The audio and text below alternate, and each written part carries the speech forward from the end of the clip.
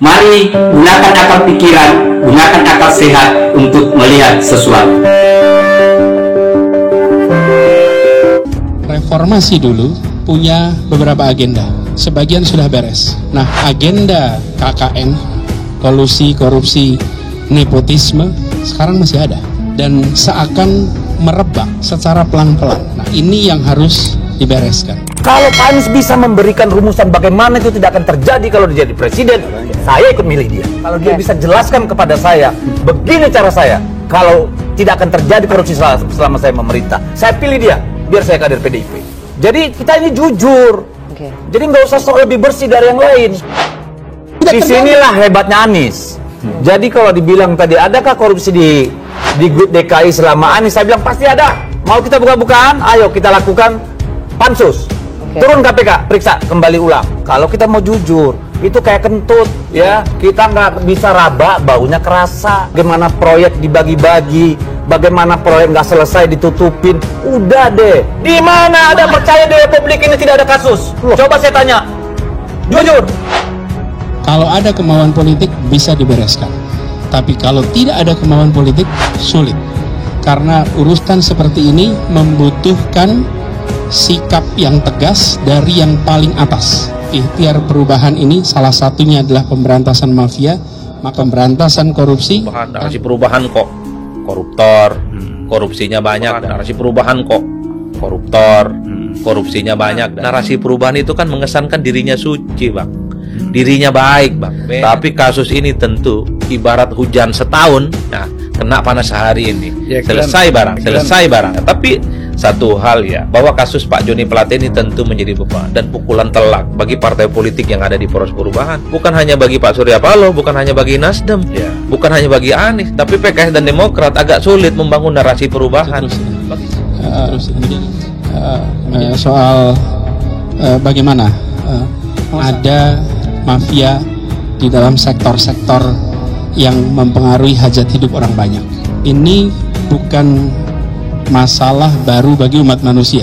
Kalau masalah, anak-anak mahasiswa ini semua udah tahu masalah. Mereka tahu tiap hari mereka bahas. Yang kita ingin dari dia itu, hope-nya apa?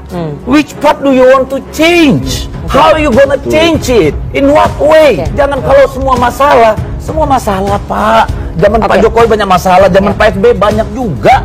Zaman Pak Harto apalagi. Ini kan ada namanya Anies Baswedan. Katanya mau pembaharuan. Kasihlah sama rakyat menunya. Apa yang mau diperbaharui? Kita itu bicara. Kalau orang bicara setengah kebenaran, menutupi kebenaran yang lain, itu sama dengan bohong. Jadi kita itu kalau bicara ya terbuka. Kami menghargai. Kita menegaskan, jangan sampai kita termasuk rombongan atau yang bisa berstatus mafia itu. Bahwa ikhtiar perubahan ini salah satunya adalah pemberantasan mafia, bahwa pemberantasan korupsi tanpa kompromi. Bagaimana mau berubah? Sekjen partai yang ada di poros perubahan itu korupsinya paling besar, Bang. 8, triliun. Ini 8,3 deh. Dan itu memukul secara signifikan, secara solid. Katakan tidak padahal korupsi. Katakan tidak padahal korupsi. Katakan tidak padahal korupsi. Katakan tidak padahal korupsi. Menteri Komunikasi dan Informatika atau Menkominfo Johnny G. Plate ditetapkan sebagai tersangka pada Rabu 17 Mei. Adapun penetapan tersangka ini lantaran Johnny terseret kasus dugaan korupsi penyediaan menara base transceiver station atau BTS 4G. Menanggapi hal tersebut, Nasdem partai yang menaunginya buka suara. Koalisi Perubahan untuk Persatuan yang mengusung bakal capres Anies Baswedan mulai memanas dan saling sindir. Sebelumnya Partai Nasdem menyindir Partai Demokrat agar tidak cawe-cawe dalam pemilihan cawapres Anies Baswedan.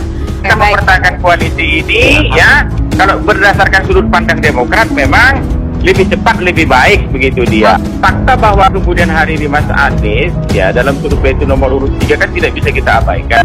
Wah, elektabilitas Pak Anies ini jatuh ataupun menurun. Coba dulu Bung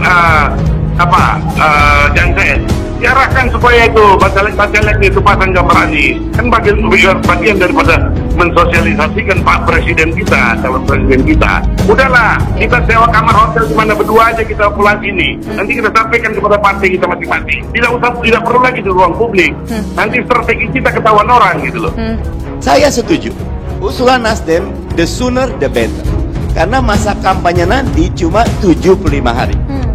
Yang jelas begini, hasil surveinya Mas Anies masih perlu suara di Jawa Tengah dan di Jawa Timur. Sehingga siapapun yang diusulkan mesti mampu menambah suara di Jawa Tengah dan di Jawa Timur. Suhu politik sudah mendidih, alih-alih makin gigih, koalisi justru makin ringkih. Berkali ditagih siapa cawapres paling sahih. Lobi sana lobi sini, setelah itu berselisih. Hati-hati dalam memilih, salah tunjuk bisa tersisih. Kemungkinan masih banyak terjadi. Betul. Loh, pertanyaannya sekarang bulan apa hari ini? Tetapi kita ingin yakinkan, tidak ingin mengulur-ngulur waktu tentunya. Kalau hanya sekedar bersatu, cuman sekedar gimmick politik, saya khawatir koalisinya akan mudah rapuh. Buat apa kalau hanya sekedar mendeklarasikan tetapi pecah di tengah jalan? Betul? Sudah diumumkan tanggalnya, tiba-tiba nggak jadi.